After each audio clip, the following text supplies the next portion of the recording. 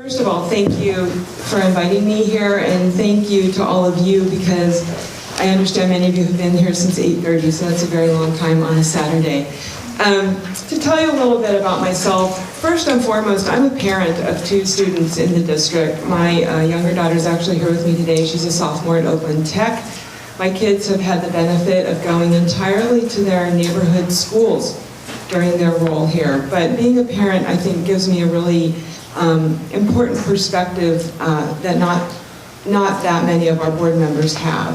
So when we're talking about the impacts of a policy, I see it at home. It becomes a topic at our dinner table, and that informs my decision making in a very deep way.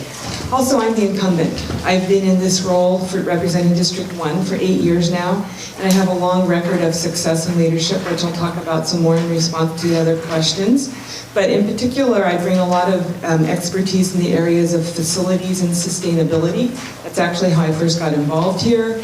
I've done a lot of work around community engagement. I've passed some big policies that have made a huge difference in terms of how we work with communities at school sites. I'm actually the district's delegate to the California School Boards Association, where I serve on several state-level task forces, including local control funding formula, funding adequacy, and other topics. So I'm very respected across the state, and I know policy and governance really well. I have a master's degree in public administration. I currently work as the sustainability coordinator for Contra Costa County for many years. I ran my own consulting practice working with local governments and nonprofits on state-level policy issues. I'm also known, for those of you who know me, for being a very good communicator and listener. I publish a newsletter that if you don't receive, you should contact me at my ousd.org address, because you should read it. It has a lot of great information about what the board is up to. Thank you. Thank you. Next question is Lacey. Good afternoon, Jody.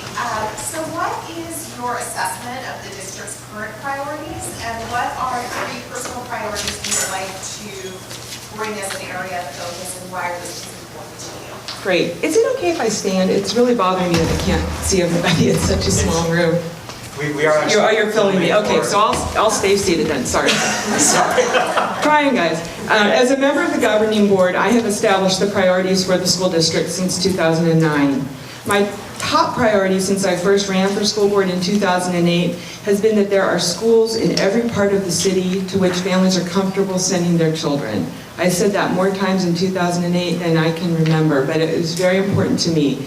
And this belief informed my support for the 2011 Full Service Community School District Strategic Plan that we adopted with Superintendent Tony Smith, and many other policies that stem from the Full Service Community School District Strategy, including serving students who have been historically underserved by the school system, school-based health centers, rethinking school lunch, needs-based budgets, and many other policies. In the coming year, the superintendent's work plan, because we had a discussion about this at our retreat on June 22nd, and we'll be adopting our final work plans for the superintendent and the board on August 10th, I believe. In the coming year, the superintendent's work plan will likely include continued implementation of the board priority regarding professional culture, continued implementation of the board policy on quality school development, and continued refinement of the budget process and tools. We actually recently introduced an online budget tool that is really cool. If you haven't seen it, go online and check it out. You can look at budget by school site. Fixing the systems problem is a huge priority for me, and it has been since day one. And I'm proud of the progress that we've made in many areas, particularly with our audits and our finances. Remember, when I joined the school board in 2009, we were in state receivership. We had a $40 million structural deficit that we fixed, but we have a lot of work to do still. Our systems are antiquated and must be updated, as unglamorous as that may be. It's really important to making sure that we can pay people on time, that we can hire people well, have a good onboarding process for them, all those types of things. Having recently joined a new government organization, I know this very well, how it can look good and how it can look not good. For the coming year, the board's work plan will likely include leadership training for all board members and officers. I'm also a graduate of the CSBA Masters in Governance program, I should add. The board will adopt core beliefs. We will align the many plans and policies that drive our work, including enrollment and student assignment, graduation requirements, grading and facilities use, and quality school development. The board will evaluate the superintendent and the general counsel, who are the only two direct reports to the board, and we are going to work towards ratifying a new multi-year agreement with the Oakland Education Association and the other bargaining units. We also must communicate better about all these issues. So my top three would be the quality schools work, the finances and back offices, and communications. Next question is Ruth and Kyle. Hi, I'm Ruth Jones, a teacher at Edinburgh Middle, and I'm one of the Go Teacher Policy Fellows. And I'm Kyle Singh, and I'm at International High School in District 1, and I was also a Teacher Policy Fellow. We believe that effective teaching matters. We fought for the teacher growth and development system, a comprehensive teacher support system to help educators improve their practice. The Go Teacher Policy Fellows advocate for improved early career supports for new teachers and career pathways for more experienced teachers. During the last school board elections and the OUSE-OEA negotiations last year, we advocated that increasing teacher compensation has to be among our top priorities. There's so much to do in this area. Year after year, about 20% of OUSD teachers are in their first or second years of teaching, which is double the rate of most neighboring districts.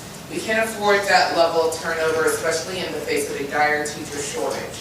We need better to support our educators so they can better serve our students. You will have 4 minutes to answer the following question. In addition to increased pay, which every candidate supports, what are the best ways to increase student access to effective teaching? What will you specifically do as a board member to make effective teaching a true priority?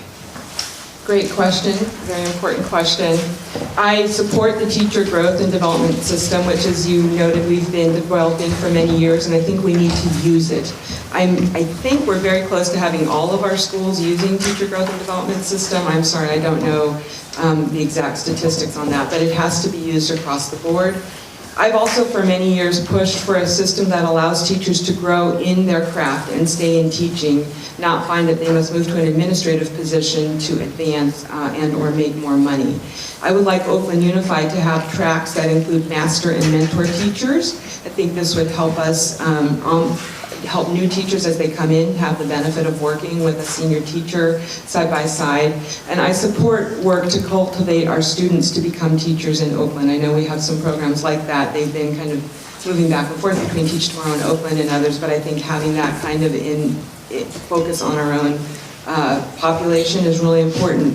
I've also been a huge advocate with the city and in the general press around the need for housing for educators in Oakland, teachers and others who work in our school system. It's very expensive to live here, and that's definitely something that we hear is that we don't want our teachers to have to commute long distances. They have challenging jobs when they get there. We don't want them tired from traffic once they arrive. And I was part of the leadership team last year that negotiated the largest raise for all employees in recent history, including teachers.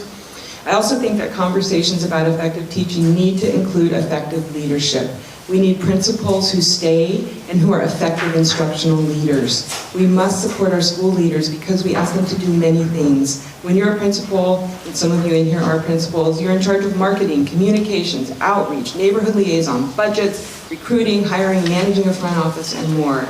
There's a lot of research, not specific to education, but just specific to employment policy, that shows that when people feel respected and valued, they are more satisfied in their jobs, even if their pay is lower than people in comparable organizations. So I think it's important to consider how we support teachers in the profession of teaching in Oakland. And a lot of this ties back to the priority I had earlier around our administrative processes and our systems. It should be easy for people to join Oakland. It should be easy for them to have automatic payroll happen right away with their paychecks. There should be supports in place. You should have a buddy in your first year. There's a lot of things that we can be doing to make it more fun and more supportive, because when you shut the door and it's you with 30 kids, that can be daunting. Not that I've been a teacher, but I have a lot of respect for those of you who do teach, because I know that would be very scary to me personally. Thank you. Our next question is from Autumn. Good afternoon, Jody. I'm Autumn McDonald, and I'm a member of the Go Leadership Council. And I'm also a parent of two young kids. The power of community is one of those core values. It is the foundation on which long-lasting change is built.